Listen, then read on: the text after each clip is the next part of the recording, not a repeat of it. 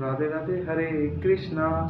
आइए सभी भक्त मिलकर आज हम छठे अध्याय का महात्म्य जानते हैं, जो कि भगवान विष्णु भगवान ने लक्ष्मी जी को सुनाया था। हरे कृष्ण, हरि बोल।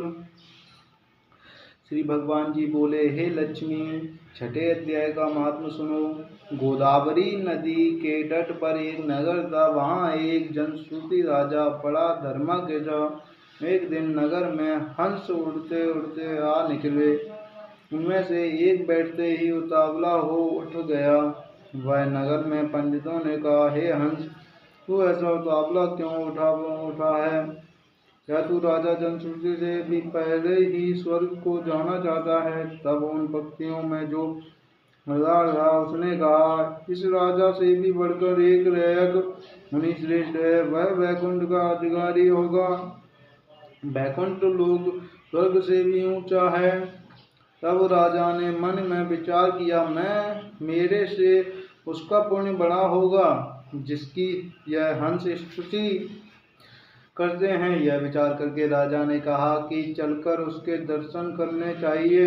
राजा ने सारथी से रथ मंगवाकर उस पर बैठ प्रथम बनारस श्री काशी जी में जाकर गंगा स्नान कर ब्राह्मणों को दान दिया और शिवजी महाराज के दर्शन किए। फिर लोगों से पूछा, यह कौन रैयक मुनि रहते हैं? यहाँ कोई रैयक मुनि रहते हैं? लोगों ने कहा, नहीं।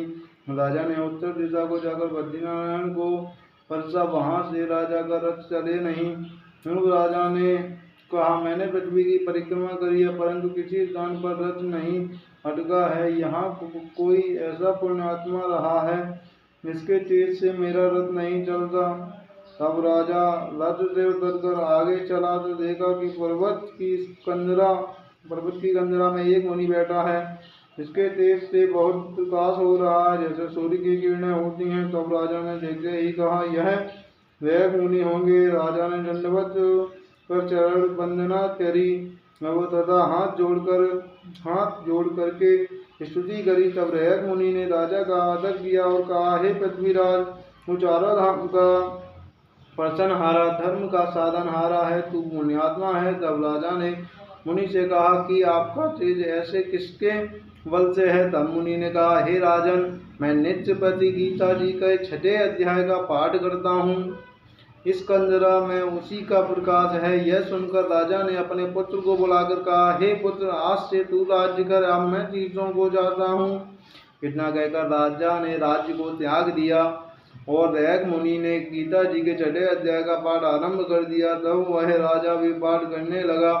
एक दिन प्राणायाम करते दोनों ने देह त्याग दी। तब स्वर्ग से विमान आए, जिस पर बैठ कर वे बैकुंठ को गए। हरे कृष्ण, हरि बोल। यहीं पर छठे अध्याय का महात्म्य समाप्त होता है। आइए कल मिलते हैं साथ में महात्म्य के साथ। हरे कृष्ण, हरि बोल।